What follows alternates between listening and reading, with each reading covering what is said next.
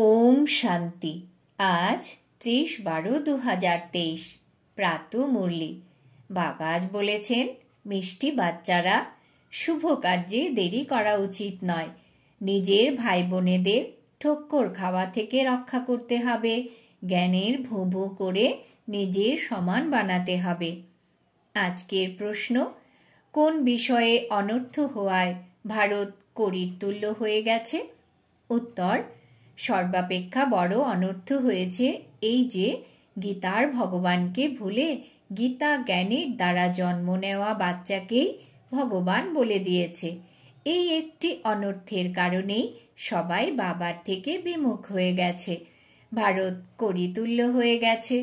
এখন তোমরা বাচ্চারা বাবার থেকে তার সম্মুখে বসে সত্যিকারের গীতা শুনছ, যে গীতা জ্ঞানের দ্বারা দেবী দেবতা ধর্ম স্থাপিত হয়।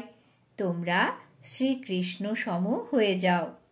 আজকের গীত কে এইসব খেলা রচনা করেছে?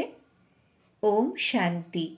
ব্রাহ্মণ কুলভূষণ বাচ্চারা বুঝতে পেরে গেছে যে অবশ্যই আমাদের স্বর্গের প্রভূত অসীম সুখ ছিল। আমরা অত্যন্ত খুশিতে ছিলাম। আমরা জীব আত্মারা স্বর্গে অত্যন্ত মজায় ছিলাম। তাহলে আবার কি হলো? রং রূপের মায়া এসে আমাদের ছাড়িয়ে নিয়ে গেল। বিকারের কারণেই একে নরক বলা হয়। সমগ্র দুনিয়ায় নরক। এখন এই যে ভ্রমরীর উদাহরণ দেওয়া হয়, ভ্রমরী আর ব্রাহ্মণী দুজনেরই কাজ এক। ভ্রমরীর উদাহরণ তোমাদের উদ্দেশ্যেই দেওয়া হয়। ভ্রমরী কীট ধরে নিয়ে যায়, ঘর বানিয়ে তার মধ্যে পোকা রেখে দেয়। এও হলো নরক। এখানে সবাই কীট, কিন্তু সব কীটই দেবী দেবতা ধর্মের নয়।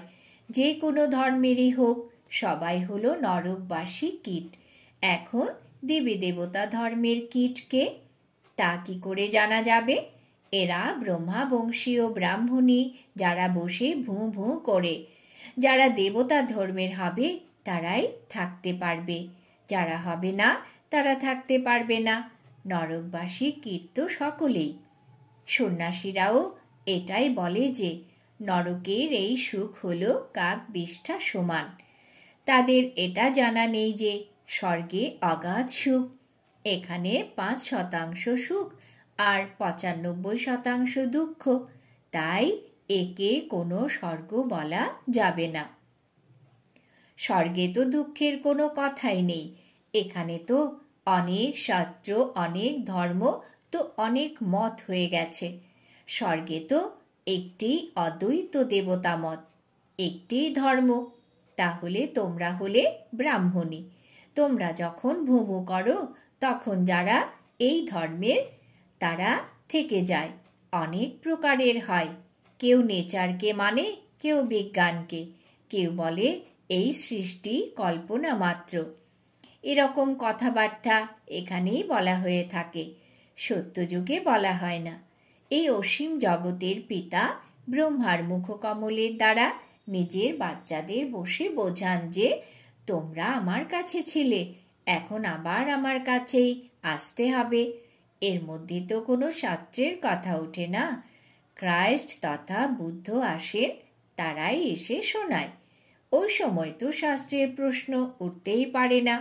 খ্রাইস্ট বাইবেল পড়ত কি? বাইবেলের প্রশ্ন উঠতেই পারে না। বাবা বলেন, বাচ্চারা, তোমরা নিজের অবস্থা তো দেখো। মায়ার রাবণ তোমাদের কেমন হাল করে দিয়েছে। বুঝতেও পারে যে আমরা হলাম আসুরি রাবণ সম্প্রদায়ের। রাবণ দহন করা হয়, কিন্তু জ্বলে না। রাবণের এই জ্বলা কবে বন্ধ হবে এ কথা মানুষের জানা নেই। তোমরা হলে ঈশ্বরীয় দৈবী সম্প্রদায়। তোমরা বাচ্চারা হলে আমার।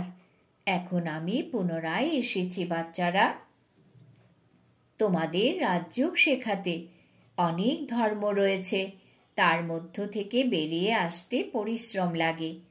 গীতাও কোথা থেকে এসেছে?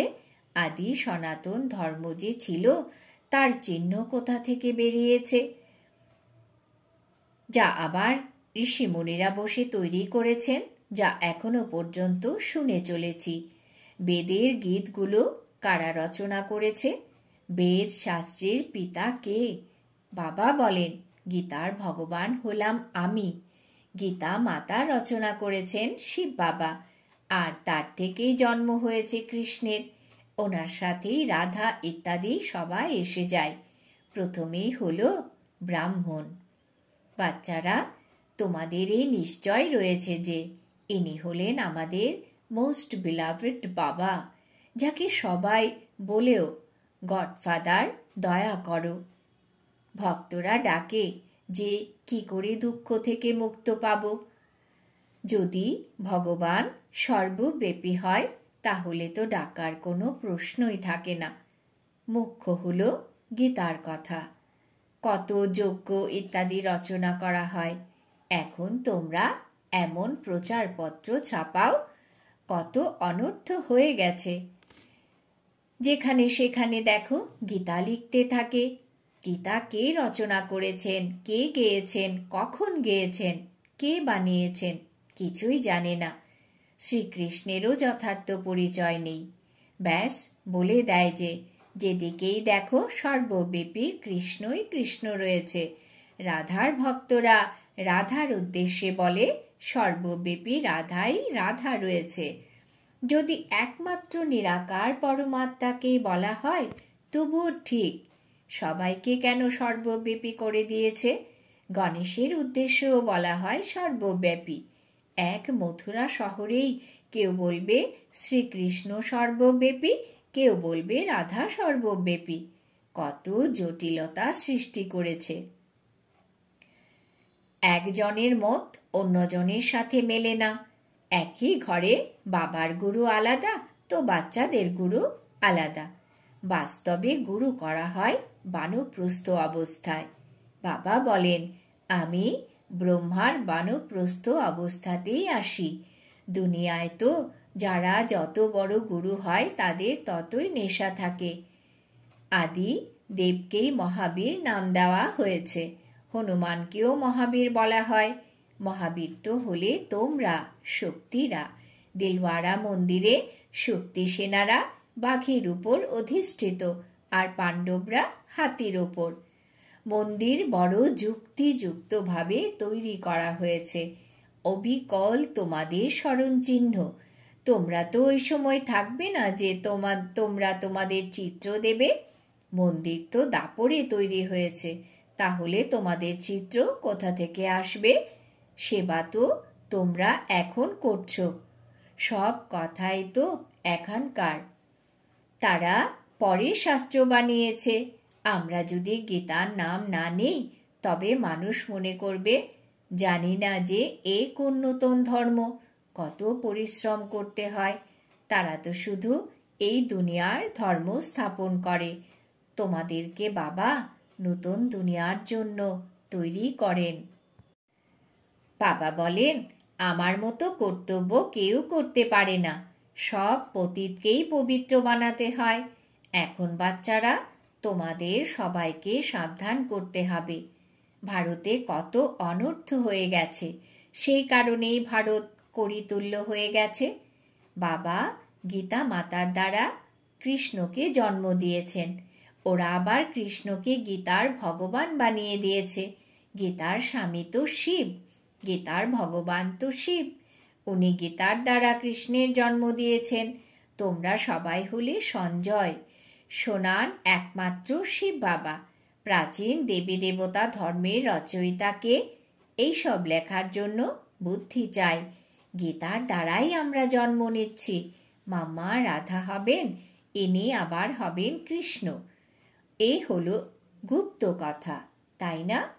ব্রাহ্মণদের জন্মকে কেউ বুঝতে পারে না। বিষয়টি হলো কৃষ্ণ আর পরমাত্মার।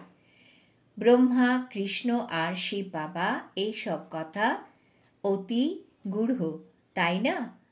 এই সমস্ত কথাকে যে বুঝবে তাকে অনেক বড় বুদ্ধিমান হতে হবে। যারা সম্পূর্ণ যোগে থাকবে তাদের বুদ্ধি পারস অর্থাৎ স্বচ্ছ হতে থাকবে।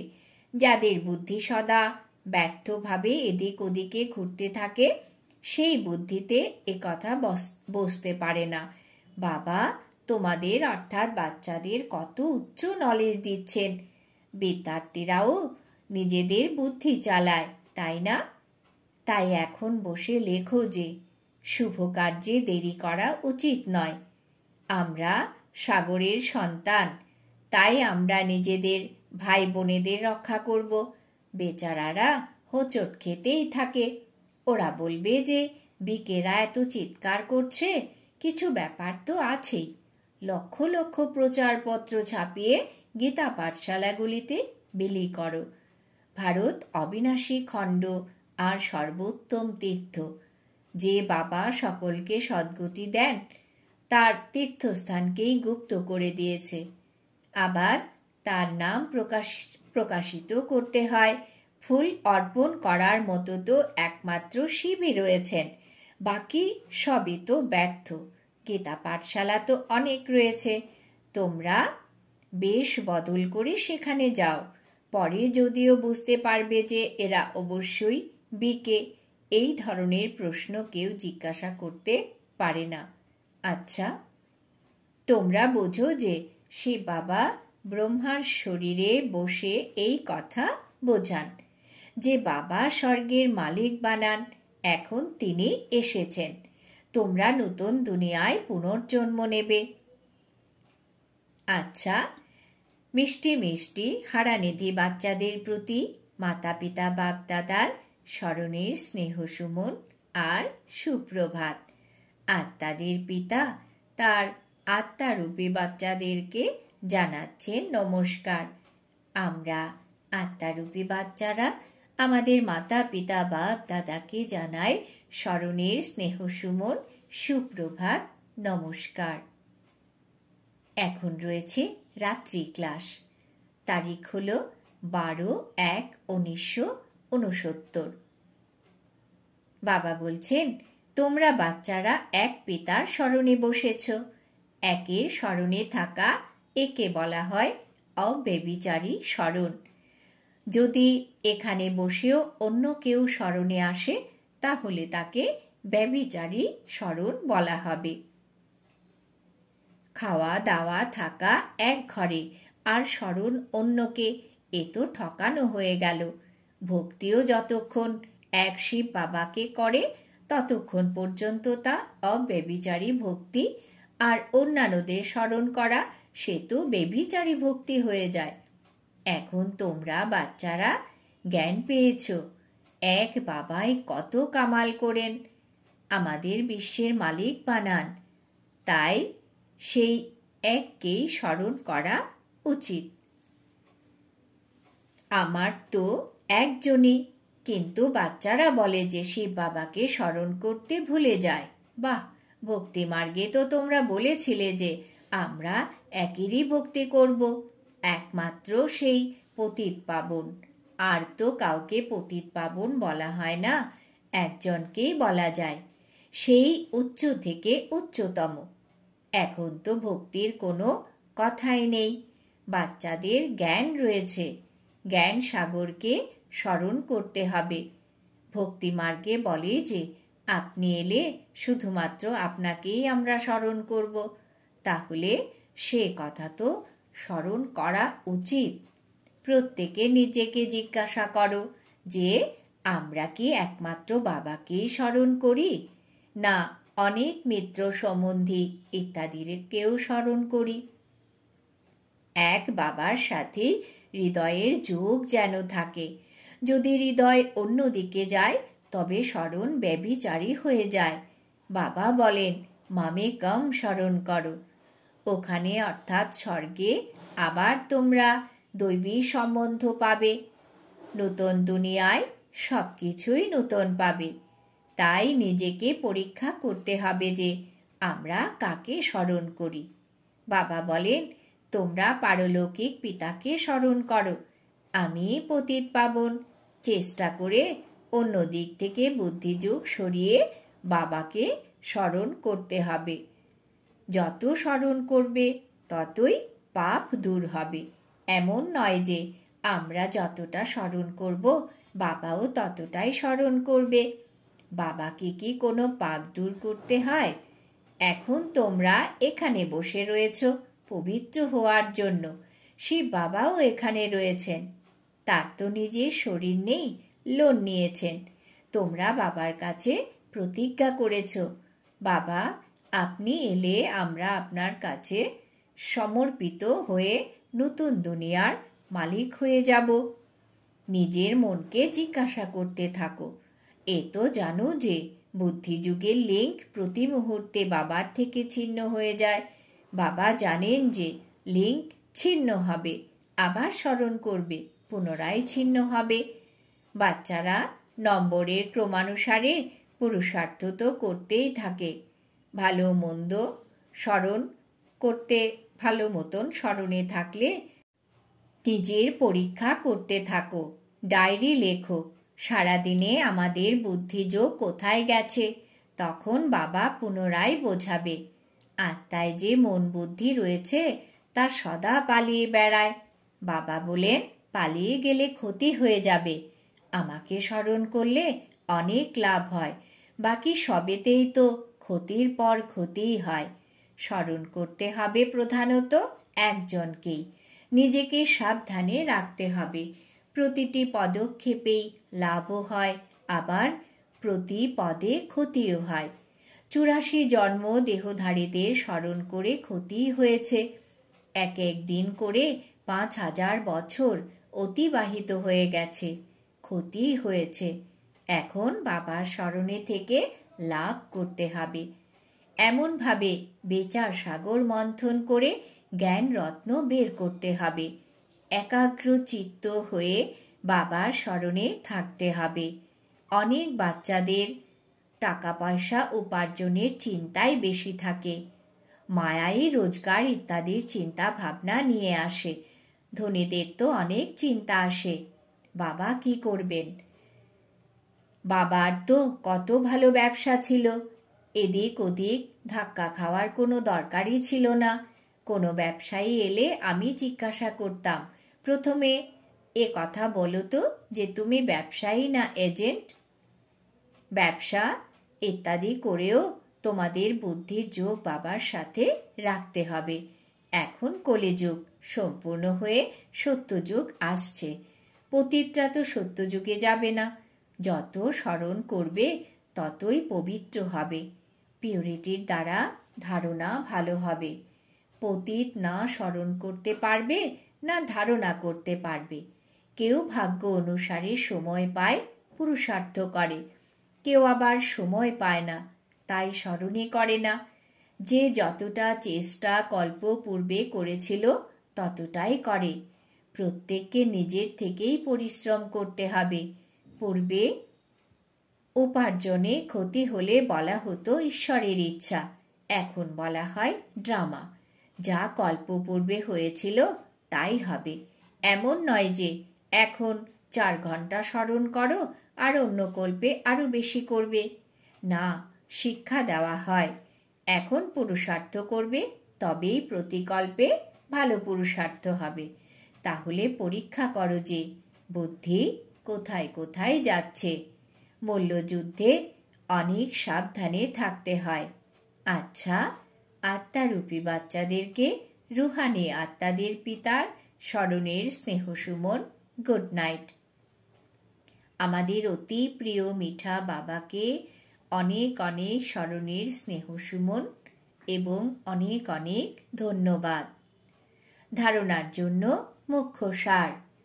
1 নম্বর, বুদ্ধিমান হওয়ার জন্য স্মরণের দ্বারা নিজের বুদ্ধিকে দিব্য বানাতে হবে। বুদ্ধি এদিকে ওদিকে বিভ্রান্ত যেন না হয়। বাবা যা শোনান তার উপরেই চিন্তা ভাবনা করতে হবে। 2 নম্বর, ভ্রমরী হয়ে জ্ঞানের ভুভু করে নরকবাসী হয়ে পড়ে থাকা কীটেদের দেবী দেবতা বানানোর সেবা করতে হবে। শুভ কার্যে দেরি করবে না। নিজের ভাই বোনেদের বাঁচাতে হবে। বরদান, সমতার ভাবনাকে বজায় রেখেও প্রতিটি পদক্ষেপে বিশেষত্বকে অনুভব করিয়ে থাকা, বিশেষ আত্মা ভব।